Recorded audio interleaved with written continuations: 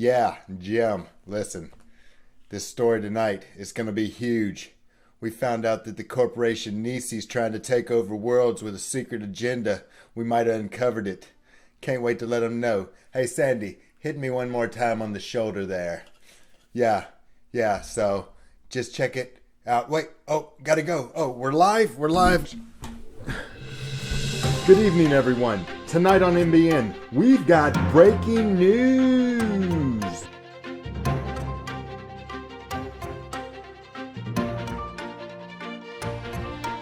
All right, so we got a little bit of information going on here. The first one that I wanted to share with you guys is that we got Worlds coming up on October 9th, 10th, and 11th. And so let's see the tiebreaker round. Yeah, so what they're doing is the first day, October 9th, they'll be doing time frames of American time starting about 10:30 Pacific here and rolling through for probably about 8-9 hours of Swiss. Then the next day they'll be starting in actual probably I think European time over there at 10:30 a.m. their time. So if you're in those particular time zones, then you're going to want to go ahead and probably lock in on those dates unless you want to play through the night. Let's see here, and then finally on day two, aka day three, Sunday, they are going to have any tiebreakers that are required, and then play the cut, right, which is where you're probably double elimination, and you play until you have you get the trees, like in sports, like in the I don't know what they're called, but anyway, they kind of branch off, loser bracket, winner bracket, all come to a point there. Now, I know what you're probably thinking in that, you're probably thinking, especially some of you newer players like myself, you're like, there's no way I'd go to an event like that because I'm not that good. However, with the Swiss format, you're dealing with playing. If let's say you start out somewhere in the middle and you just get wrecked and wrecked and wrecked, eventually you're going to get down there after a couple of games, probably pretty quick, down to the bottom, playing some competition that's probably relatively on the same level as you potentially. I don't know how good or bad the worst player at Worlds is, right? I think it's a little bit different in this case because you probably wouldn't get a plane ticket and fly over if you really stunk, right, to go play in Worlds. But in this case, it's like you pay your $35 for the ticket, and now you can actually go and join Worlds right in your house and play 8 hours of Netrunner, and what's the worst that can happen? So if you're into that kind of thing, if you think, oh, I'd really like to experience what 8 hours of Netrunner feels like in a tournament and get that experience and just say you did it and maybe win a couple of alt cards, because maybe you win one or two games or something like that, you can get some alt cards, which I'll show you, alt art cards. Then you can pay your $35 and have all the ability to do that, right? And so I remember when we was dealing with Intercontinentals and I was watching Metropole Grid, Andre from Metropole Grid definitely stated he highly recommends for even players who aren't that great to still go out there and play if you want to spend. Again, it is a time investment. It is 8 hours on a Friday or Saturday, but if you're interested in that thing, you can still go and do it, and there's no penalties to it. In fact, just for participating, you'll get a set of 3 alt art cards, right? So, and if you win a couple more games, you can get a little bit more. Now, that said, side events, here's another reason you might want to sign up. I was thinking about these as well. I still haven't made my decision on what I want to do with Worlds this year. I'll be announcing that probably in a future video coming up. But with the side events, they're all played, and I did a little bit of extra asking some questions from Nisei. You can go and sign up for the Nisei Discord. I think that's pretty public. I'll maybe have a link to that for you. I don't know if I know how to get there, but it might be in the the New Earth Hub site. But anyway, the side events happening on Sunday, they usually have a sign up sheet, and once they get 8 players, they inform everybody, and they come roughly 8 players minimum. They put together these various side events. And this is great for people who obviously the first 2 days are the Swiss. If you like me and there's no way you're making it out of Swiss, now you got Sunday, you already paid your entry fee. You can come over, or you could just sign up and pay the money and go in and do the entry fee and go over here and do these side events and not even do the Swiss, right? But anyway, you basically have the option between a standard competition, a core experience, Eternal, which is like all the cards minus maybe like 15 of them. I think they got an MWL on that. And then finally Draft, where they put together a cube of cards. You basically draft those, take one or two, pass it to the next guy until or gal, and all those cards are resolved. And then you put together what you got and play with whatever you got, right? Those are the different side events that you can participate in. And also there is some after parties and socializing that's going to take place in various servers here. You can see all that for more details. Here we have, because normally in Worlds when you meet in person, I have no clue because I've never even gotten close to thinking I want to go until now. I kind of want to go, right, and experience it. But, you know, one of the best parts that a lot of people say that's done that is that they really enjoy all the getting together and meeting people and talking with them and really, experiencing that community and making long lasting friends. So that is a major part of it. Obviously, that's been kind of slightly minimized by the COVID-19 situation. However, in some ways, it could mean that more people show up to the events, even though it will be digital. It could mean that there might be more people there to get to know. I don't know exactly how that's all going to play out, or how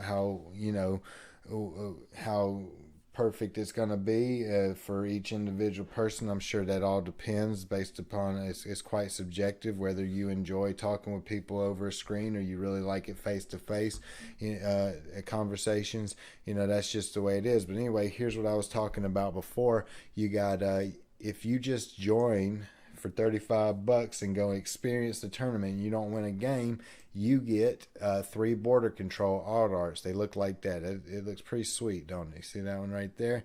And then if you win 2 games, you'll get this. Now, one thing I don't know, and I didn't want to sound greedy, so I didn't want to necessarily ask, right? Because I really ain't greedy. I mean, I would like to have some of this stuff, but it's not necessarily because I'm like itching for it as much as saying, man, I got this souvenir from this experience that I did whenever I played in that tournament, right? That's really more of it. But that said, I don't know if whenever you win 2 wins, you get these cards and all cards that come before it, or you'll only get these. I have a feeling you might get them all, right, but I can't be for sure. It would seem reasonable that they might offer that, but I'm not speaking for them. I don't know the answer to that. I'm assuming one way, but I could be wrong. But regardless, I'm not in it for the prizes, really. I mean, I get one. I get 3 border controls and 3 career fairs to say I've been to Worlds and participated, right? Now, on the side events, you'll also get some of these for I assume participation, 3 hostile takeovers, and then the top 2 will get a Project Vitruvius, I believe. Same thing for the core experience. You have different levels. I really like this indexing right here. I think that thing looks awesome, don't you? I mean, that is just a cool, man. When I saw that, I was like, wow, I need to go ahead and sign up for the Eternal just to get, oh no, I got to be top 2. It ain't happening. Don't worry about it. Anyway, so there are your prizes. And again, you can sign up for $35 and just make plans to, take Friday off if you're in America, or just hold off a Saturday all day to enjoy that. Or if you're doing side events, do Sunday. All right, now, The next thing I want to talk about is in lieu, not in lieu. I don't think that's the right lieu. Lieu means in. I can't think of it. It's in. Anyway, in substitute of. So in light of Worlds, they've basically created a standard ban list, right? Nope, this is wrong. Uh-oh. Where is that other one? I'm not prepared here. Where did I see that at? Matter of fact, I'm just going to do it this way here. I'm going to go back. I'm going to click on the ban list 2009. All this can be found on Nisei's website. So another thing they did now is they ended up, due to some certain experiences in the Intercontinentals and Continentals, those being, and I'm just reporting this, right? I don't have an opinion. I've never played a competitive deck in my life, but I did watch some Intercontinentals and Continentals and saw some of the messages they were talking about. But basically on the Corp side, they've got a ID called GameNet, and GameNet has I think they're probably doing and don't quote me on this because I could be wrong. I think they're doing more of a Glacier style setup, and ultimately their games with GameNet are quite lengthy, right? Quite lengthy. And they even said in the article, a lot of people reported they weren't having fun even playing in some of the GameNet matches, and definitely many people were not enjoying playing against GameNet because of how long it was. And in the Swiss rounds, you get 65 minutes for both games, and if your Corp game takes the whole hour or 50 minutes, you got 10 minutes to try and do something. Otherwise, I think you tie that second that game right there, right? Unless you can grab an agenda before them. But now if they could put out a quick agenda on the opposite side, then they basically get the win. So what they did was they wanted to lessen the strength of the GameNet ID for the tournament. So they went ahead and cut these two cards on the Corp side and banned those, right? And then on the runner side, they felt like the criminal faction had a bit of a leg up, and some of these effects, you had to go back and read the article I read it the other day. Some of these effects, they wanted to make sure they counteract that by not letting criminals become too strong, because game nets become a little bit more weak. So they took out a card from criminals to hopefully get a little bit more of the balance and get the more factions going. Now, will that work? I don't know. I look forward to finding out. It's something, just a little bit of a twist to kind of freshen things up a hint from Continentals to Worlds. We'll see how it works out. We'll see how people like it. And but hey, at the end of the day, you're never going to please everybody, and they went a route, and I'll be interested to see what happened. They also go over some changes they considered but did not enact. So go out there and check out that ban list, which is going to be active for Worlds, but really it's going to be active in any, I believe, legal tournament play effective September 25th. And again, Worlds is October 9th. So you can check out those articles in the description below this video, and get more information on those. But I just wanted to let you know they're out there. And finally, they posted this on their site that on September 13th, Nisei was going to be on the PAX. I don't think this is unplugged. It might be unplugged, but it's PAX regardless. Stream doing, and they did, I think, probably maybe close to an hour here.